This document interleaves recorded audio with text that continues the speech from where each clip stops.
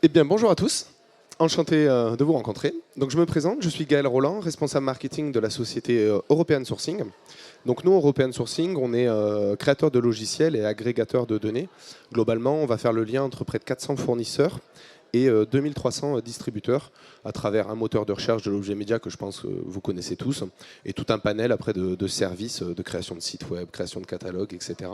pour les professionnels de l'objet média. L'objectif de la conférence aujourd'hui, ça va être de parler un petit peu d'IA et d'agents IA et d'automatisation de l'IA. Donc globalement, je vais vous montrer aujourd'hui comment on passe de ChatGPT à l'automatisation aux agents IA, ces stagiaires un petit peu invisibles qui vont travailler pour vous dans votre entreprise. Donc je voulais commencer par un petit point qui est globalement de ma vision des choses. Je pense qu'aujourd'hui, on a actuellement un petit problème avec l'IA, dans le sens où il y a beaucoup trop de choses et que ça reste assez flou pour la plupart des gens, ne serait-ce que les personnes qui sont dans l'IA. Je dirais il y a énormément de fonctionnalités, énormément de choses, et on y revient juste après. Un deuxième petit point, c'est des statistiques IA de 2025, donc récentes, qui datent du printemps 2025. On voit qu'aujourd'hui, à peu près 45% des Français utilisent l'IA générative en 2025, contre 32% en 2024, donc une augmentation. Qu'on est principalement sur du 18-24 ans, effectivement, plus les générations sont jeunes, plus elles se sont mises sur ChatGPT. Mais par contre, on voit que dans les TPE, PME, seulement 8% des entreprises, des petites entreprises et moyennes, ont un usage régulier en fait de cette IA. Et globalement, pourquoi? Mais parce que c'est compliqué d'arriver à trouver vraiment qu'est-ce que je vais pouvoir en faire dans mon entreprise à l'état actuel. Hop. Donc on voit qu'il y a beaucoup de manque de formation. Effectivement, c'est quelque chose de nouveau, c'est quelque chose que peu de gens aujourd'hui maîtrisent et il n'y a pas vraiment de formation, alors ça commence à arriver bien sûr, sur cet aspect-là. Donc c'est principalement de la volonté, de la recherche personnelle, je dirais, pour aller commencer à approfondir ce sujet-là. Donc l'autre point, comme je vous disais, c'est la prolifération des IA. On voit que depuis fin 2022, ne serait-ce que sur ChatGPT, il y a plus de 25 versions qui sont sorties depuis la sortie de ChatGPT. Vous avez à peu près le listing ici, alors qui vient très récemment d'être un petit peu diminué parce que ChatGPT 5 est sorti et ils ont limité les anciens modèles. Donc aujourd'hui, on a le 5, le 5 Plus et le 4O. Mais globalement, je pense qu'aujourd'hui, aucune personne ici, moi compris, n'est capable de dire sur ces différentes versions de ChatGPT qu'est-ce qu'il y a en plus, en moins, en quoi la O1 Preview est meilleure que la 4.1 Mini, qu'est-ce qu'elle apporte de plus, de moins, on n'en sait rien. Donc c'est vrai que c'est complexe aujourd'hui pour arriver à se positionner là-dedans. Et ce qu'on va pouvoir voir, c'est qu'on se retrouve un petit peu dans le cycle de l'innovation. Donc ça, c'est un cycle, c'est une courbe qui existe pour toutes les innovations. Aujourd'hui, on se situe à peu près ici par l'IA. C'est-à-dire qu'il y avait l'innovation de rupture qui est née, c'est ChatGPT, on va dire, qui est sorti en 2022 et qui a démocratisé le côté IA. Ensuite, on a une phase de sur-ingénierie, c'est-à-dire que c'est un nouveau projet, tout le monde va essayer de créer des fonctionnalités en plus, d'avancer vite et de faire plus de choses sans forcément avoir de réel intérêt dans un premier temps. On arrive sur un pic où globalement c'est de la sur-ingénierie, de la course à la performance et on est un petit peu perdu, nous, en tant que futurs utilisateurs. Et qu'est-ce qui va faire que l'adoption générale va se lancer? Ça va être l'étape de simplification. Si on reprend ce parallèle sur une métaphore avec par exemple la naissance de l'informatique, les ordinateurs ont existé depuis un certain moment, il y avait des processeurs, etc. Mais au départ, il fallait savoir coder pour l'utiliser. C'était des pages de code, on avançait dessus. Qu'est-ce qui a démocratisé l'ordinateur dans tous les foyers? C'est l'arrivée des interfaces simplifiées de Windows, d'Apple, qui ont permis à des non-techniques, non-développeurs de pouvoir aller rapidement cliquer et avancer. Donc aujourd'hui on est là et je pense que vraiment l'IA va être adoptée par tout le monde le jour où un de ces acteurs va réussir à trouver vraiment ce côté de simplification et d'utilisation concrète et réelle. Aujourd'hui, Google se positionne plutôt pas mal, parce qu'avec son IA Gemini, ils sont en train de l'intégrer nativement dans pas mal d'outils, ce qui va vous faciliter, je dirais, on le voit déjà dans Gmail, on le voit dans Google Maps, etc., etc. Et petit à petit, on va commencer à vraiment trouver l'intérêt de ces choses-là et une facilité d'utilisation. Donc quelques réflexions personnelles du coup. Je pense qu'aujourd'hui on est dans une bulle qui va à un moment donné exploser, un petit peu comme toutes les bulles qu'il y a eu sur les innovations de rupture. Que l'IA réside dans une simplification et dans une adéquation aux usages réels de la vie de tous les jours qu'on va avoir en entreprise ou en personnel. Après, on a deux peurs qui reviennent souvent et qui, pour moi, peuvent être un petit peu infondées. La première, c'est est-ce que l'IA va nous faire perdre des compétences humaines, globalement? Je ne pense pas, parce que, par exemple, si on prend le cas de la banque, où l'IA commence à être de plus en plus utilisée, aujourd'hui, jusqu'à maintenant, dans le système bancaire, il y avait des gens qui faisaient des rapprochements bancaires. Donc, il y avait un tableau Excel à gauche, un tableau Excel à droite, et globalement, on vérifiait que tout match. Ce n'est pas une tâche humainement qui nécessite énormément d'utiliser son cerveau. On est vraiment dans de la vérification et c'est assez basique. Donc pour ce type de tâche-là, une IA qui le ferait automatiquement, est-ce qu'on perd de la compétence humaine? Pas forcément. On va se concentrer sur des fonctions à meilleure valeur ajoutée. Et la seconde, est-ce qu'on va perdre en contrôle et en compréhension? Donc là, je prends un autre parallèle. Tous les logiciels informatiques fonctionnent en binaire, c'est-à-dire les 0 et les 1. Donc c'est un enchaînement de 0 et 1 et qui vont coder le logiciel. Mais aujourd'hui, aucun développeur ne développe comme ça. On écrit des 0 et des 1 dans son code. On utilise tous des langages de programmation qui, après, à la finalité, vont donner ce code binaire.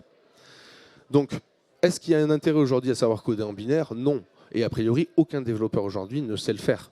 Et pourtant, on n'a pas une perte de compétences dans le développement de logiciels. Donc c'est juste vraiment une évolution, je dirais, de ce qu'on peut connaître.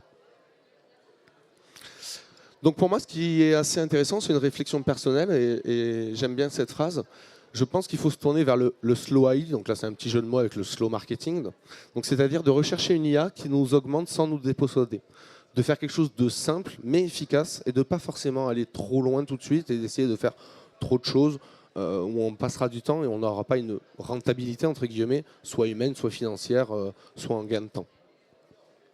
Donc un petit sondage rapide. Aujourd'hui, qui a déjà utilisé une IA de type LLM, donc de la génération de texte, à travers un chat, comme ChatGPT? C'est-à-dire vous écrivez, il vous répond.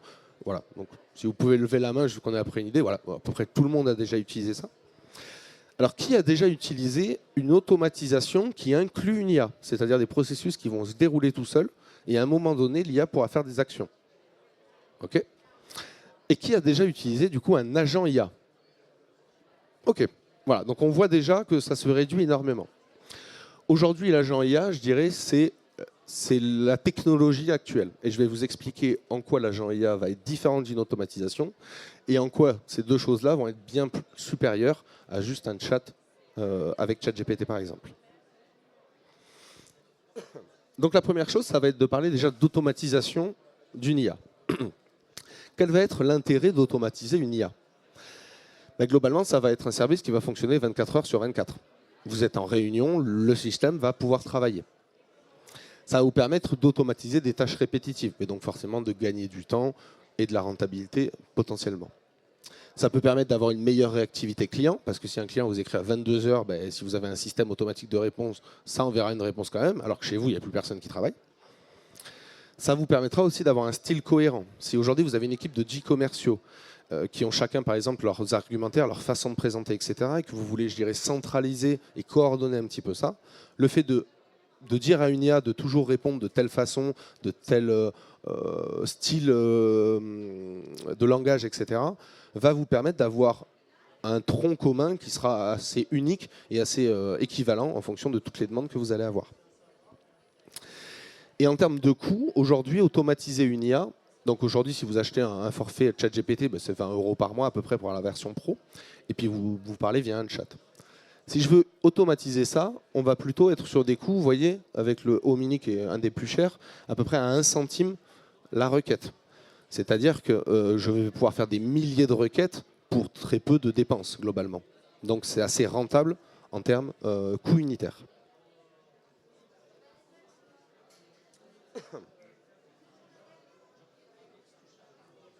Donc là, je voulais juste vous faire un petit rappel Parce que vous échangiez avec ChatGPT, que vous l'automatisiez plus tard ou avec un agent IA, ce qu'il est important de connaître, c'est comment je vais formuler ma demande. Je peux lui dire, voici un mail, je veux que tu fasses une réponse. Et ça va faire une réponse. Le niveau de cette réponse, je dirais, va être de 1 sur 10. Pour pouvoir avoir des meilleurs résultats, ce qu'on appelle le prompting, c'est-à-dire l'art d'écrire la demande pour une IA. Et pour faire ça, il y a un plan que moi j'aime bien faire, qui va être de définir toutes les choses. Donc par exemple, si je reprends l'exemple de répondre à mon mail, tu es un expert marketing et un expert dans la vente commerciale. Tes compétences sont la négociation, etc., etc. Je vais lui donner tout plein de compétences. Ta tâche, ton objectif va être de répondre aux emails que je vais t'envoyer selon telle tournure de phrase, etc. Je veux que tu répondes sous un format email directement que je pourrais copier-coller avec une belle mise en page, des bullet points et quelque chose de vulgarisé et de simple. Je vous donne des exemples au pif. Attention, tu ne dois pas critiquer mon entreprise ou donner des arguments négatifs vis-à-vis de mon entreprise. Le contexte, voilà, mon entreprise travaille dans ce domaine, je fais ci, je propose ces services, donc je lui donne tous ces éléments-là. Et je peux même lui donner un exemple potentiellement. Voici comment j'aimerais que tu formates tes réponses. Ça, c'est toute ma demande, juste pour lui dire de répondre à un email. Et si vous formulez votre demande comme ceci, vous allez pouvoir comparer que le mail qui va vous répondre va être complètement différent à la première version où vous lui avez juste dit de répondre à son mail. Donc ça, c'est vraiment important de prendre ça en considération quand vous faites vos demandes auprès d'une IA. Une autre petite astuce qu'on peut voir, c'est que généralement, quand on fait une demande auprès d'une IA, on va avoir une réponse qui, des fois, n'est pas bonne. Et on va lui dire, ben voilà, corrige ça, corrige ci, modifie ça. Et donc, on rentre dans une espèce d'itération avec lui pour améliorer. La plupart du temps, quand on commence à rentrer là-dedans, c'est que la première consigne qu'on lui a donnée n'est pas assez précise. Donc, au lieu, je dirais, de vous embêter à essayer de corriger ça, essayez de directement repartir du début pour améliorer le prompt initial, pour avoir directement un résultat qui est bien plus probant. Et les experts d'IA, entre guillemets, aujourd'hui travaillent beaucoup plus, à 85% du temps, ça va être de la reformulation de cette première phrase pour y inclure vraiment les mots-clés spécifiques, les formulations spécifiques et tous les termes spécifiques. Donc ça, c'est vraiment important de passer du temps vraiment sur cette première demande. Voilà, donc là, c'était un petit aparté vraiment pour vous aider à rédiger. Voilà, et d'après une étude d'OpenAI, bon, 2023, donc ça date un petit peu, les pertinences des réponses étaient améliorées de 40% quand on utilise une process de ce type-là. Donc ce qui fait quand même un sacré résultat. Voilà, la deuxième étape, donc, maintenant qu'on sait parler bien avec une IA, on va vouloir l'automatiser. C'est-à-dire que je vais créer des processus qui vont se dérouler de façon automatique. Et dans une étape, j'ai une IA qui va intervenir pour faire une action un petit peu plus intelligente, entre guillemets. Donc là, moi, ce que je vais vous présenter, c'est l'outil Make, qui vous permet en fait d'automatiser des processus. Ça, c'était le logiciel de base. Il y en existe plein que je vais vous présenter après. Mais qui permet du coup d'intégrer l'IA. Donc globalement, à la différence d'un chat GPT, donc d'un LLM, qui va juste rédiger, résumer, interpréter ce que vous lui demandez, eh bien, un logiciel d'automatisation couplé à une IA va vous permettre d'orchestrer et d'automatiser en fait ces processus automatiquement. Quelques cas d'exemple pour que ça soit un petit peu plus clair. Globalement, vous pourriez automatiser des processus marketing, tout ce qui va être onboarding client, proposition commerciale, des répondeurs email avec IA. Vous allez pouvoir par exemple faire de la synchronisation de données avec votre CRM, de la comptabilité, de la gestion de projet.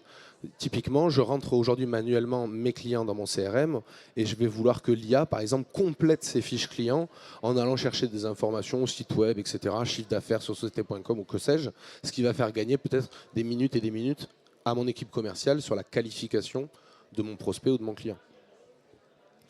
Vous allez bien sûr pouvoir créer des documents automatisés, des contrats, des factures, des rapports, des comptes rendus de réunion, des choses comme ça.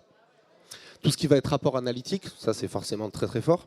Vous prenez tous vos exports de Google Analytics par exemple, avec des tableaux de stats de partout, et vous allez directement demander à l'IA de vous faire une version simplifiée, allégée, ce qui va vous faire gagner énormément de temps, je dirais, de ne pas le faire à la main. Tout ce qui va être automatisation du recrutement. Donc là, moi, j'ai un exemple que j'utilise souvent. Typiquement, quand on veut recruter un poste, on reçoit 30, 40, 50 CV. Et la première étape, c'est déjà de les trier.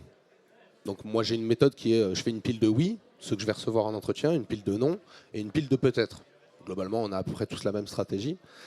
Mais ne serait-ce que ce scoring de CV, je pourrais très bien dire à mon IA, voilà, s'il y a ça dans le poste, tu mets 10 points. S'il y a cette formation, tu mets 5 points. S'il y a ça, tu mets moins 5 points.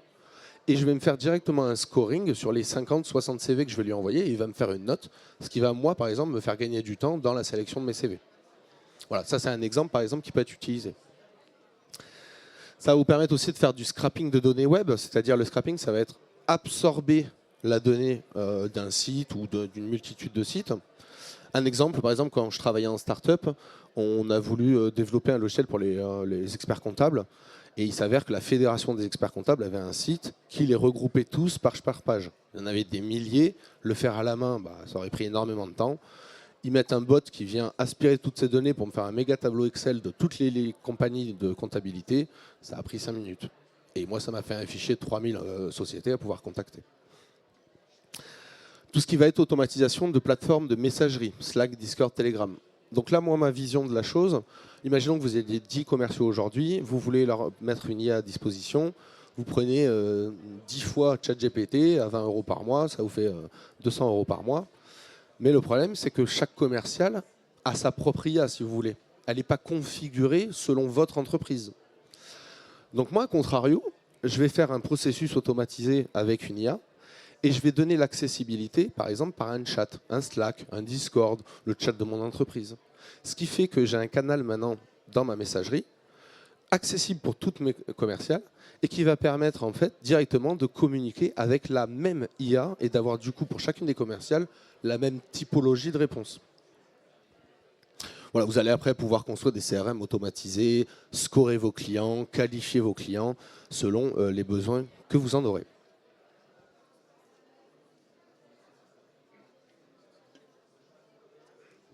Alors pour être un petit peu plus précis et clair et visuel pour vous, donc là je vous prends l'exemple de Make, ça c'est un screen de l'application Make. Globalement, toutes les applications d'automatisation fonctionnent sur les mêmes grands principes.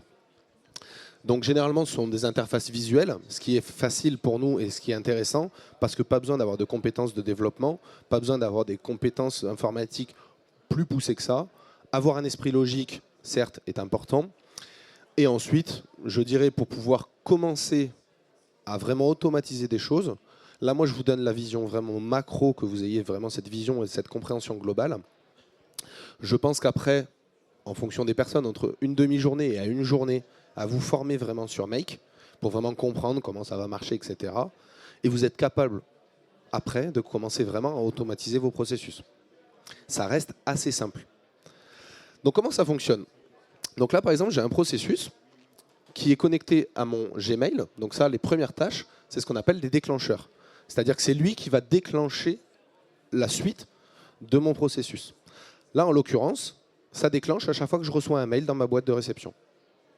À chaque fois que je reçois un mail dans ma boîte de réception, hop, c'est envoyé à une version de ChatGPT que j'ai branchée, dont sa consigne est de faire une réponse à cet email.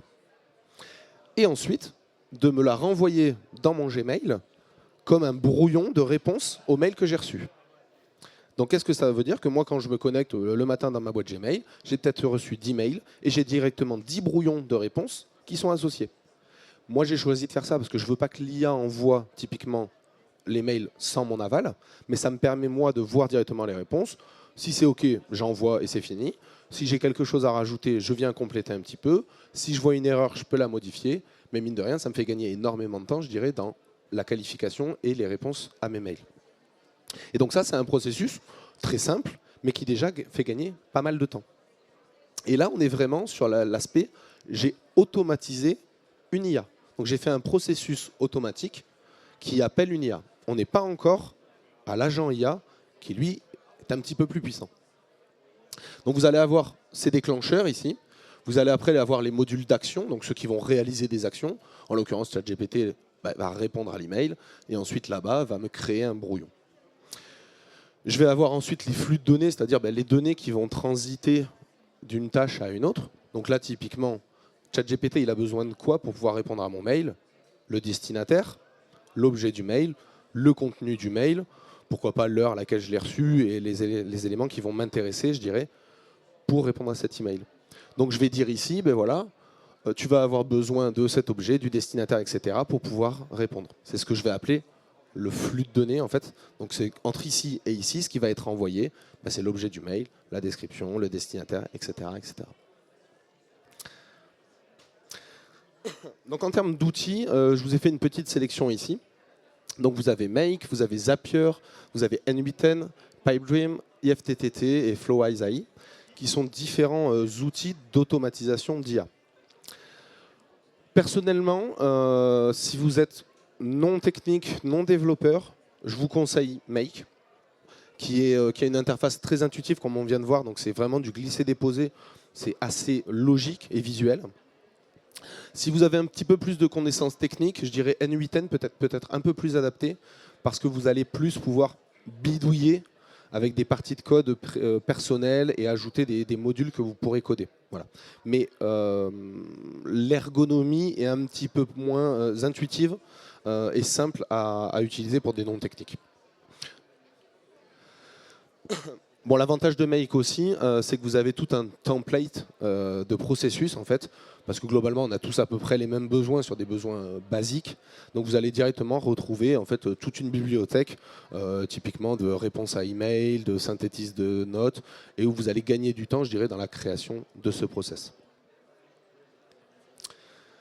Bon, là on ne va pas rentrer dans le détail, mais c'est juste pour vous montrer rapidement. Vous voyez, j'ai mis une tâche 1, j'ai une tâche 2 derrière, et quand je vais venir les configurer, je clique sur ma tâche et vous voyez, ça me donne ici toutes les variables que je peux utiliser qui viennent du processus avant. Donc typiquement dans l'exemple de mon mail tout à l'heure, ben, je vais retrouver l'email, le nom de la personne, bon, son adresse, etc. Et moi, si j'ai besoin juste de récupérer voyez, le contact et le nom, je vais venir faire glisser les choses dont j'ai besoin de récupérer pour la tâche suivante. Donc vous voyez, c'est en ça que je dis que c'est assez... Il faut avoir un esprit un petit peu logique pour dire, bon ok, j'ai besoin de l'email, tout ça, donc je clique sur l'email, je le mets, je le donne à ChatGPT, mais ça reste assez simple à utiliser. Voilà. Bon, vous pouvez rentrer après dans des systèmes un petit peu plus complexes, avec des conditions, avec s'il se passe ça, alors tu fais ça, si la personne est une femme, alors tu feras comme ça, si c'est un homme, tu fais comme ça, si c'est un pingouin, ben, tu fais rien.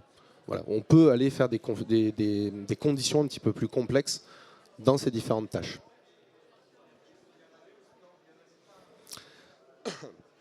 Donc là, on va passer maintenant sur l'agent IA. Maintenant qu'on a vu un petit peu vraiment qu'on peut automatiser des processus avec une étape à un moment qui est une IA qui va faire une action, quelle est la différence du coup avec l'agent IA, ce qu'on entend énormément en ce moment, et qu'est-ce que l'agent IA va apporter en complément?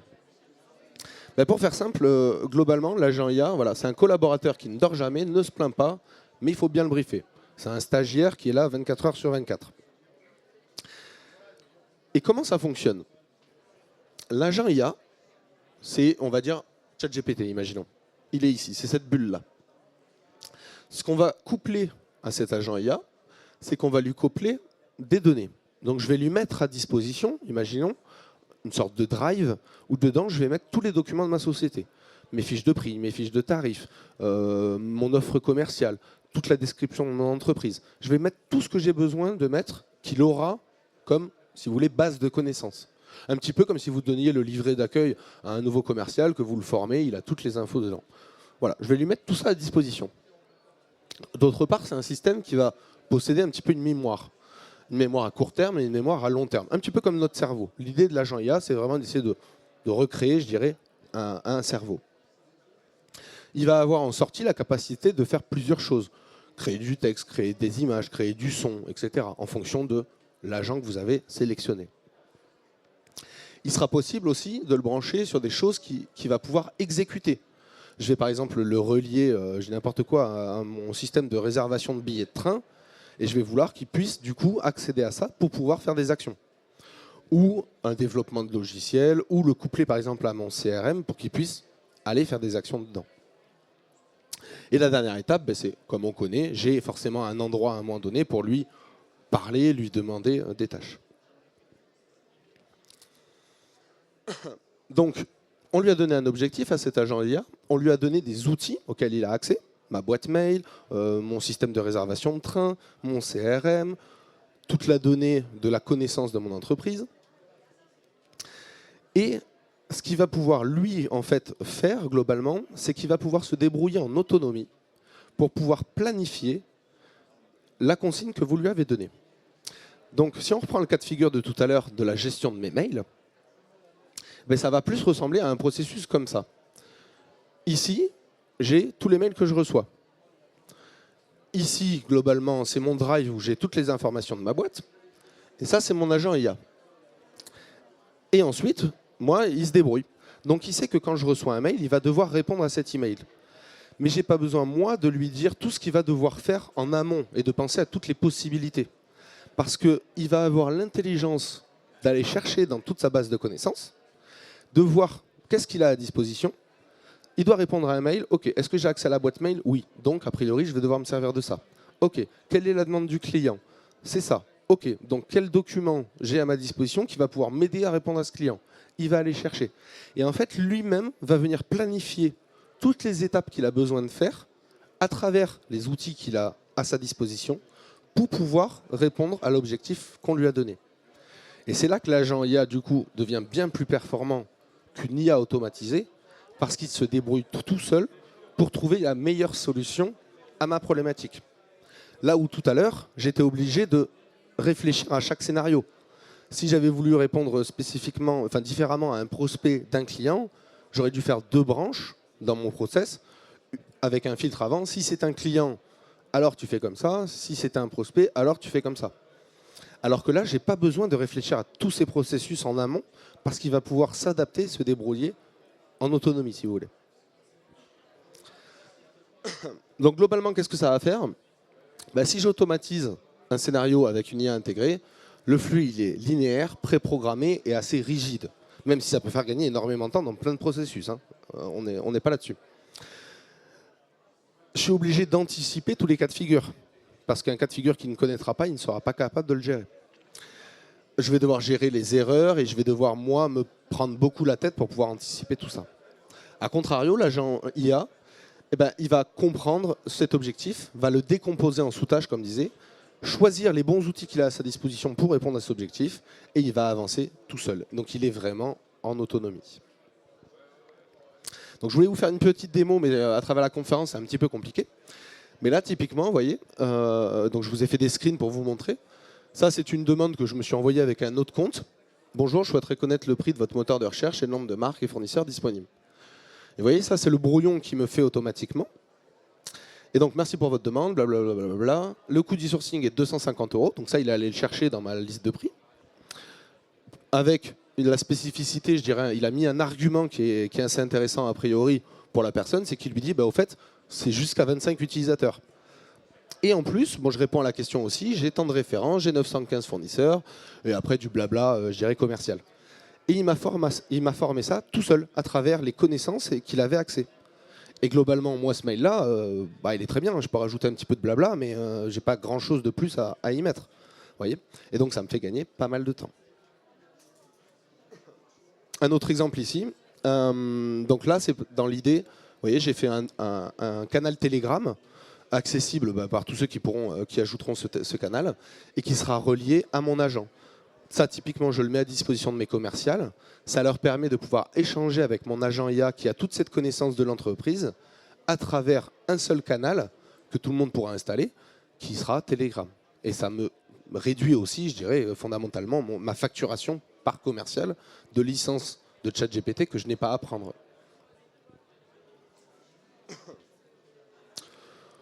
Voilà, globalement, c'est l'idée assez globale de l'agent IA. Et ensuite, pour rentrer un tout petit peu dans un détail, imaginons que je veuille configurer, par exemple, pour mon agent IA, le fait qu'il ait accès à mon Gmail, qu'il ait accès à cet outil qui est Gmail. Ben, vous voyez, je vais ouvrir le Gmail et je vais avoir le départ. Donc, c'est-à-dire que la demande, moi, c'est sur demande. Donc, à chaque fois que je reçois en fait une demande, il va la gérer automatiquement. Ça pourrait être lancé manuellement ou selon des conditions spécifiques. Ensuite, je vais voir tout ce que j'ai en entrée disponible. Donc vous voyez, j'ai le destinataire, l'objet du mail, le corps du mail, j'ai des items supplémentaires. Et globalement, je vais lui dire, moi ce que j'ai besoin, c'est qu'en sortie, tu sortes le corps de l'email, le destinataire, l'objet d'email pour pouvoir travailler sur ces éléments-là. Donc vous voyez, en quelques minutes, j'ai configuré en fait l'utilisation de Gmail à travers des petites vignettes que je vais pouvoir utiliser dans les différentes étapes et les différentes entrées et sorties de mes différents outils. Donc voilà, pour faire simple, globalement aujourd'hui, ce n'est pas de la science-fiction, ça marche et ça fonctionne réellement. Ce n'est pas réservé aux grosses entreprises. Je pense qu'à la fois d'un côté business et d'un côté RH, ça peut être des nouveaux moyens, des nouveaux process de réfléchir comment mon entreprise va pouvoir s'adapter et intégrer ça, parce que ça peut changer fondamentalement des process internes, surtout en RH typiquement. Donc voilà, globalement aujourd'hui, ce n'est pas de la magie. Les bons outils sont déjà là. La techno existe, ça marche. Et globalement, ce qui va manquer aujourd'hui, ça va être de commencer à avoir les idées que vous avez, les problématiques, de les regrouper et je dirais de commencer à mettre les mains un petit peu dedans. C'est vraiment ces limites-là qui sont aujourd'hui. Et comme je vous disais, là, avec cette vision un petit peu globale, qui certes est peut-être un peu dense, et une journée, je dirais, à vous former sur Make en autonomie, avec les tutos qu'il y a sur Make, avec des vidéos YouTube et des choses comme ça, je pense que 2 jours après, vous êtes capable de commencer à automatiser des processus simples, certes, dans votre entreprise. Et petit à petit, après, à monter en rajoutant un peu de complexité.